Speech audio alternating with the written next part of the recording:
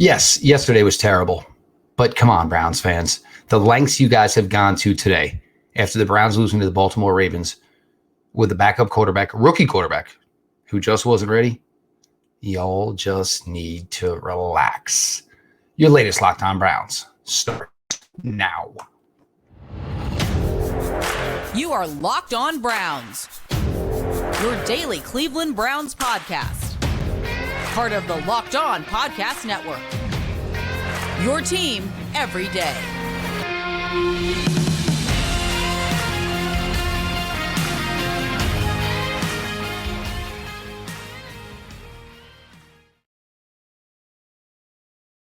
Welcome back, my friends, to the show that never ends, your daily delivery of all things Dog Pound LGB on the LOB, the Locked On Browns podcast, brought to you by the Locked On Podcast Network, your team every day.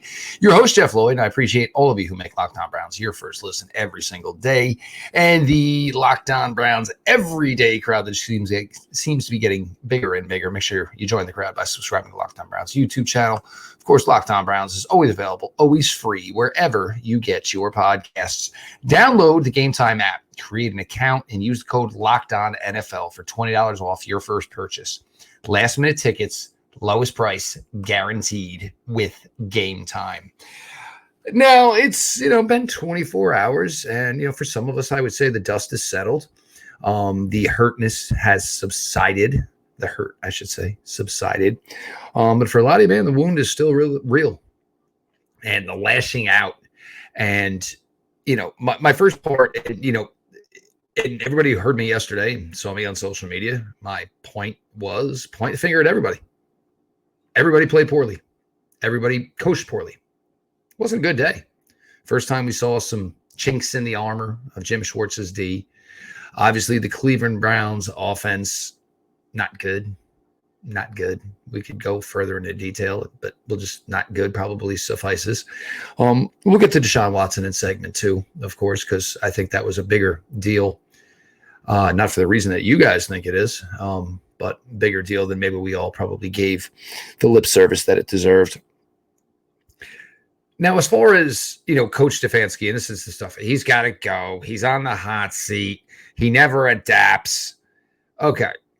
Coach Stefanski and the Cleveland Browns found out about, 2 hours, maybe a little bit more before game time that Deshaun Watson said he was going to be able to go. Again, we're not going to discuss that in this segment. So you have a game plan in, and now all of a sudden that game plan is now going to be involving your 5th-round rookie quarterback who is only taken a few snaps in the NFL, has never started a game in the NFL, and is going against a defense with a reputation over the years as one of the best in the NFL, and they certainly are mercenaries against rookie quarterbacks, backup quarterbacks. This is something they have feasted on. Everybody, you needed to tailor the offense. You needed to run the ball. You needed to do rollouts. You needed to keep it simple. So what you're all suggesting, and what I'm hearing from everybody is, you thought the game plan to beat the Baltimore Ravens yesterday with a rookie quarterback was to just go vanilla. Just go simple. I mean, they're the Baltimore Ravens. Roquan Smith, one of the best linebackers in the NFL. Kyle Hamilton, one of the best safeties in the NFL. I understand the Ravens were down a bunch of players yesterday, but they're still a really, really good defense, and they're still really, really well coached. So everybody's thought process is, well, if you just kept it simple, you would have won against the Baltimore Ravens defense. Simplicity is what was going to work against the Baltimore Ravens defense. Sound logic. Not going to get behind it. So, with the trick plays. Now, this is, another one here. Look, trick plays are the ultimate, always something that's going to bring up a firesome debate among folks. There is the old adage in football that the first team to run a trick play is basically waving their white flag of surrender, saying, I don't think we can beat you. That's why we are going to run trick plays. So there is that adage to it. But you thought if vanilla was going to beat the Baltimore Ravens, no, it's not. You had to give the Ravens something they hadn't seen. And they tried. They did. And look, you guys love these trick plays when they work. But when the trick plays don't work, then they outcome all the Monday morning quarterbacks, Elijah Moore, oh my God. Well, and first things first, Kevin Stefanski called the play. Yes, the Baltimore Ravens read the jet sweep. In no way was the play called, or did Coach Kevin Stefanski tell Elijah Moore to loop backwards for 16 more yards and take a 4-yard loss and turn it into a 20-yard loss. Not on Coach Stefanski. Players got to play. Players got to perform. You got to understand play sometimes is over. So just live to fight another down. And, Elijah Moore, none of this has ever worked. Go back to week 1 against Cincinnati Bengals. Same play, although Elijah Moore did line up in the backfield. You pulled the guards. Elijah Moore went outside to off the right tackle, cut it back for a 19-yard gain. That led to the Cleveland Browns scoring a touchdown, which made that game 10-3 at halftime. The Cleveland Browns eventually went on and beat the Cincinnati Bengals. Nobody complained about Elijah Moore carrying the ball then. Nobody complained then. You can't have it both ways. If it doesn't work, you can't say it's terrible. But you all can't jump up and hoot and holler when it does work. Like the flea flicker screen in week 3 against Tennessee Titans that Elijah Moore took for, I guess what it was, 13, 14 yards. And again, if Elijah Moore had exhibited a tad bit more patience, Elijah Moore could have taken that for 40, 50, possibly taken it to the house. Again, good call, good play call, good execution. But again, that must have been one where, the players just obviously did better than Coach Stefanski did. And I'm not saying Coach Stefanski is a hero here yesterday, and you all heard me yesterday. Point a finger at every single person that is associated with the Cleveland Browns. Offense, defense, special teams, coaches, the guy who makes the coffee in the morning, the guy who has, the morning buffet. Everybody was not on par yesterday. When you lose 28-3 at home, nobody is absolved. Nobody is above admonishment. They played like dog crap yesterday. Those are the facts. This team did not play well. But again, the sky is not falling. This team is extremely talented. And their $230 million quarterback didn't play yesterday. Whatever the reason may be, this team is now led by its quarterback. You do not have Nick Chubb to go back to. You ever see Nick Chubb playing in a Cleveland Browns uniform again? We're not even sure he's going to be the Nick Chubb that we all fell in love with and we all love as much as we do. Deshaun Watson is what's going to make this team work. If he felt he could not give it his all yesterday, that's what it is. If you don't believe him, that's on you. I have no reason not to believe him. We didn't see the guy throw a pass all week. He barely threw a pass in warmups. But we're going to get to that, and we're going to continue on with that. But you all need to relax.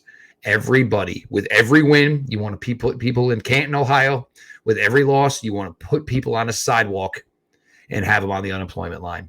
You all need to relax. There is still 14 weeks left in this NFL season. Cleveland Browns still have 13 more games. And again, everybody just relax. Everything's going to be okay. Jeff Lloyd, your latest Locked On Browns. Appreciate everybody for being along for the ride. We're going to talk a little Deshaun Watson here in segment 2. What led to the decision of him not playing? All that and more. Please stick around.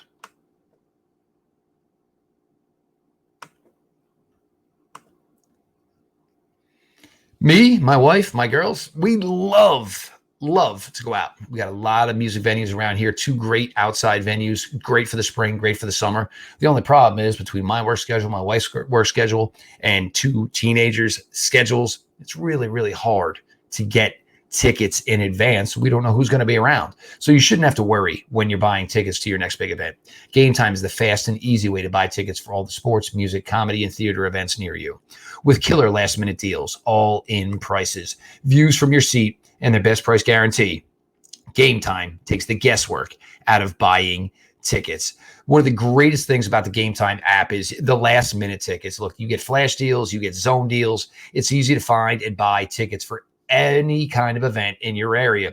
You get a view from the seat in your venue, lowest price guarantee, event cancellation protection. Heck, they even have job loss protection. That's pretty impressive. See the view from your seat before you buy so you know exactly what to expect when you arrive. All-in prices show your total up front, so you know you're getting a great deal without hidden fees. Buy tickets in seconds with 2 taps. Gametime has deals on tickets right up to the start of the event and even an hour after it starts. So if you ain't a fan of the opening act and you just want to see the headliner, you can get a deal on that. Find exclusive flash deals and sponsored deals on tickets for football, basketball, baseball, concerts, comedy, theater, and more. With Zone Deals, you pick the section and Gametime picks the seats for an average of 18% savings. And the Gametime guarantee means that you'll always get the best price. If you find tickets in the same section and row for less, Gametime will credit you 110% of the difference. Download the Gametime app, create an account, use the code LOCKEDONNFL for $20 off your first purchase. Terms apply. Again, create an account and redeem code LOCKEDONNFL for $25 off. Download Gametime today. Last minute tickets, lowest price, guaranteed.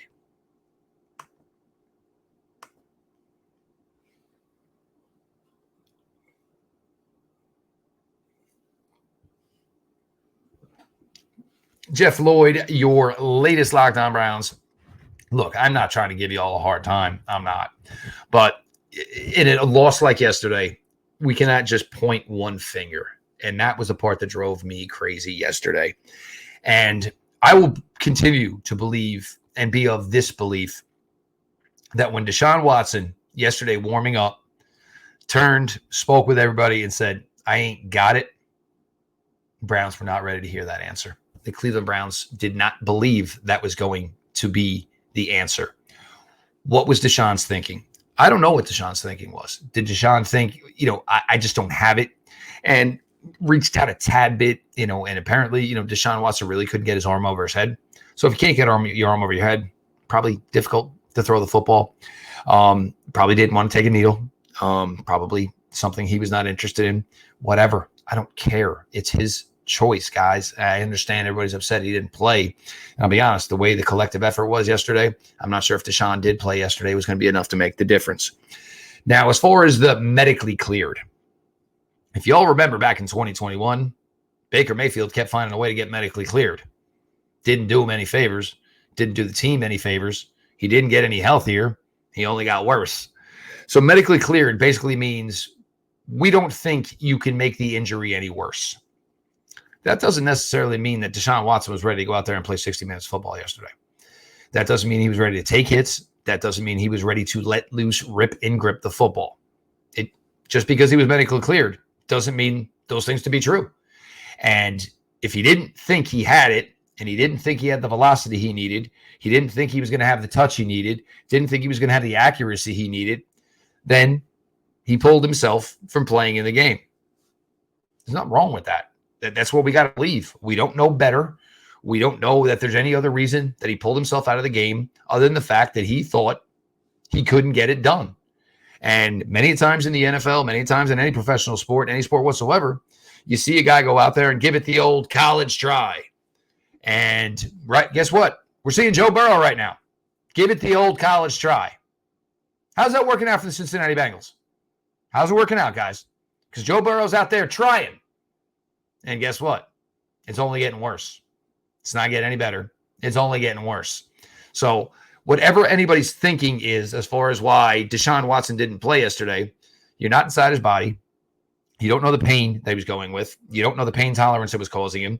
You don't know the difficulty it was causing him in throwing the ball, because none of us saw him throw the ball last week.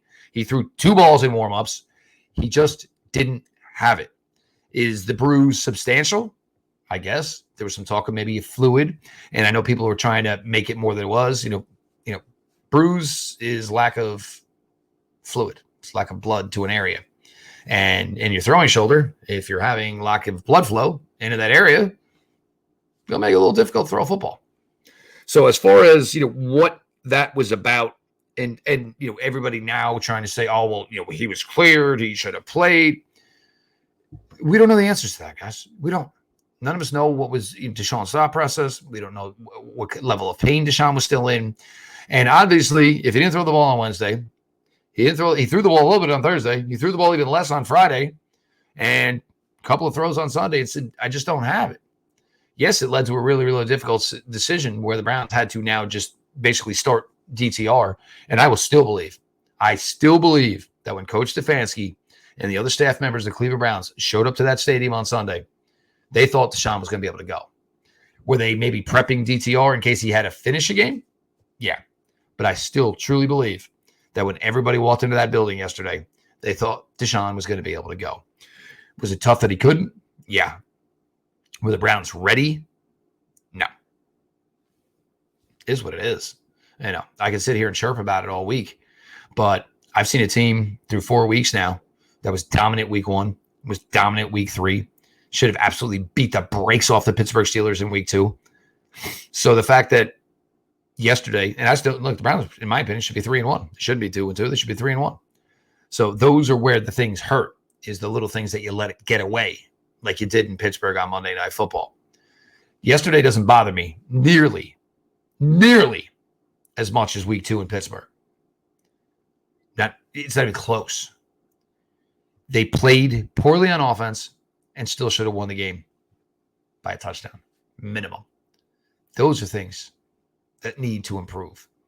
Now, as far as yesterday, look, you're going to bury it. Absolutely, you're going to dig a hole, the film, the game, the jerseys. I don't give you the balls that you used. Take every stinking drop of it and bury it, because it was a terrible, terrible day. But this team is going to live to fight, and this team is going to go on to succeed, and this team is going to win a bunch of ball games here in 2023. I'm going to walk you through the process of all that here when we get to segment 3. Jeff Lloyd, your latest Locked On Browns. As always, I appreciate each and every one of you for being along for the ride with me.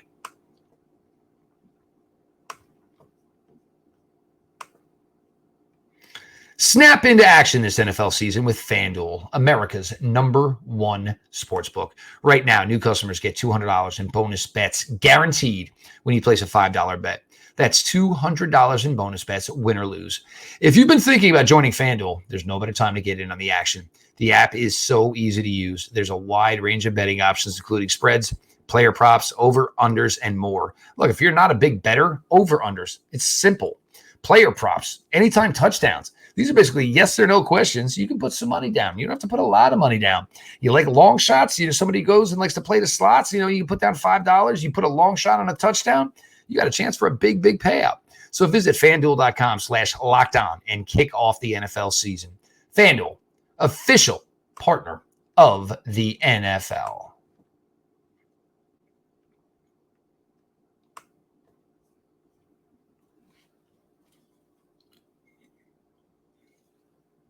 Jeff Lloyd, we continue here on your latest Locked On Browns. I appreciate everybody who makes Locked On Browns your first listen. Join the everyday crowd by subscribing to Locked On Browns YouTube channel. And of course, Locked On Browns is always available, always free, wherever you get your podcasts. Now, as much as everybody wants to, obviously sit here, lament, hold a memorial service, sit Shiva, whatever it is y'all want to do about yesterday's loss, we got the Baltimore Ravens. I got to be honest, guys, my eyes are already about 95% turn towards enjoying this bye week, getting you guys your content, and then ramping it up here. Now, look, Browns return to the field on October 15th and play the San Francisco 49ers. Anybody who's been here and listened to this podcast, has listened to me talk anywhere else, I have mentioned that this is by far and was by far the most difficult game on a Cleveland Browns schedule here in 2023. The San Francisco 49ers are tough. They're ferocious. They on offense, they have everything clicking. Brock Purdy has just been an absolute marvel for them. Christian McCaffrey fits that offense like red wine to a good red wine to an Italian meal. Defensively, they are fast. They are physical. And when I say physical, they hurt physical. Guys get tackled and they don't always get up. That's how hard the San Francisco 49ers hit. So this is a really, really difficult ball game. And my expectations for it, you get me closer to it. Of course, I'll amp it up here for y'all, and I'm going to tell you every reason I think the Cleveland Browns can win it, but it's going to be a really, really difficult game. But then all of a sudden, like we said when the schedule first came out, and many times covering it in season previews, you travel to Indianapolis, face the Colts. Don't get me wrong, I like Anthony Richardson. I think he's going to be a hell of a quarterback in this league. And for the Cleveland Browns, I'd rather be facing him this year than be facing him next year or the year after. Because once the Browns play the AFC South, they don't have to play them again for 2 seasons afterwards. But the Colts themselves, came back, fought back yesterday against the Los Angeles Rams, still lost the game. Cleveland Browns ain't going to let you back in a game like that. They got a defense the Los Angeles Rams don't. So, the Indianapolis Colts after the Niners, so it works, 3-3? facing the Indianapolis Colts in Indianapolis. I'm all right with that. Travel to Seattle. Geno Smith, nice player, long release, good receivers. For Seattle, not sure how good their defense is just yet. Kenneth Walker's a nice back, but again, it's a road trip, not the easiest of road trips. But I'm certainly not going to have any sleepless nights about the Cleveland Browns facing a team like the Seattle Seahawks. We'll see where the Seahawks are in 2 weeks, obviously. But the bad, not a bad team, made the playoffs last year. But if you think I'm going to lose sleep over the Cleveland Browns facing Geno Smith, certainly not going to happen. Then after that, the Arizona Cardinals come to Cleveland. And if anybody remembers the last time that happened, obviously it did not bode very well. And Baker Mayfield who had a shoulder that was probably about half hanging onto his body. Once that day was over, I'd say he had about 7/8 of that shoulder hanging off of his body as J.J. Watt just pummeled him into the ground numerous times. And the Browns got embarrassed against the Arizona Cardinals. Week after that, redemption time. You travel down to Baltimore. The Browns, will obviously most likely have Deshaun Watson back for that game. Baltimore Ravens will probably certainly have more talent back for them at that point in time.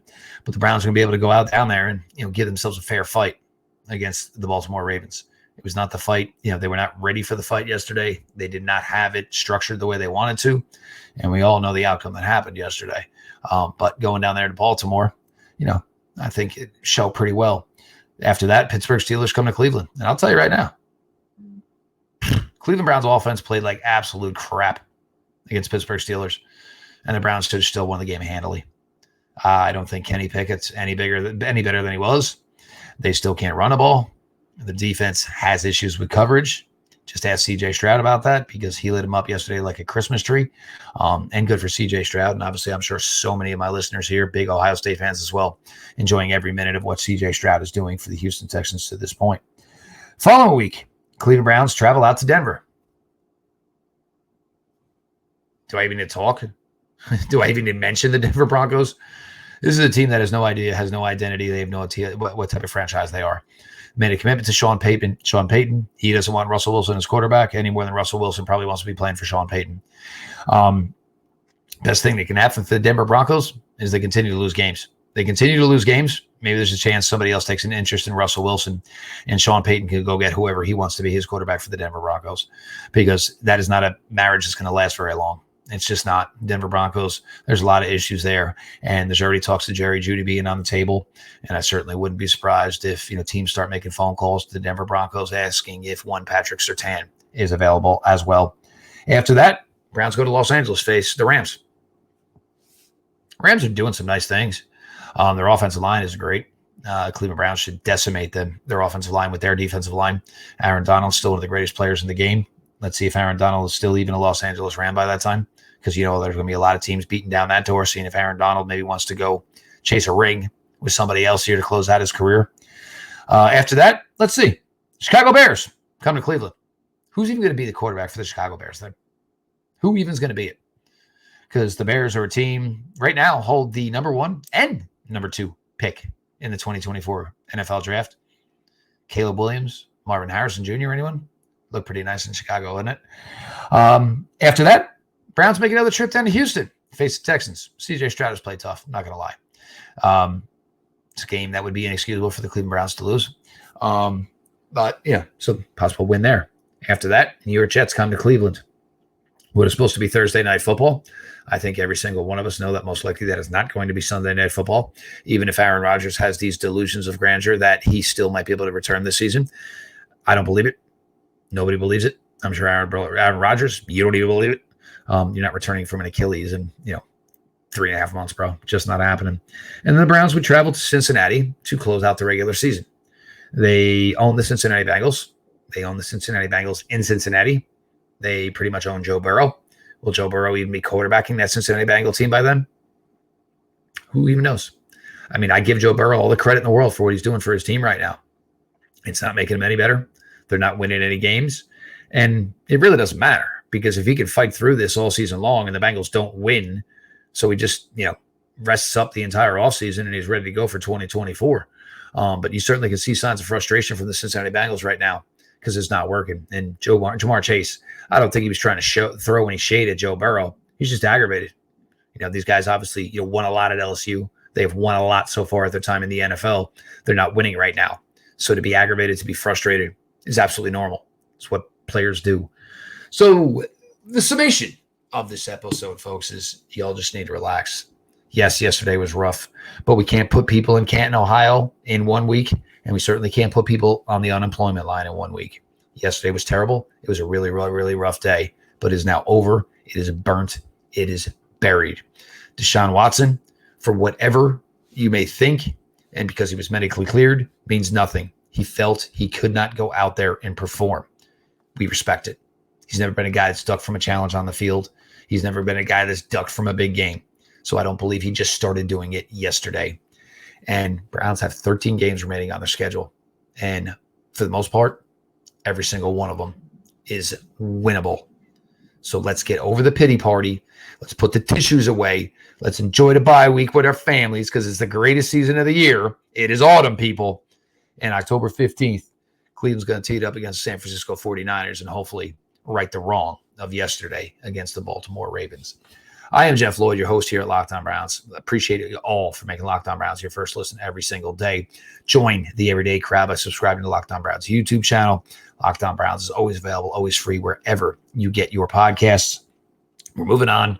We're going to have some guests in here closing out this week. Guys that have been on the show before, get their thoughts here on what the Browns are looking like through week 4, players they like, players they don't like, yada, yada, yada. But as far as the Ravens in that game, for the most part, guys, we are done with that. This has been your daily delivery of all things Dog Pound. LGB on the LOB. Let's go, Browns.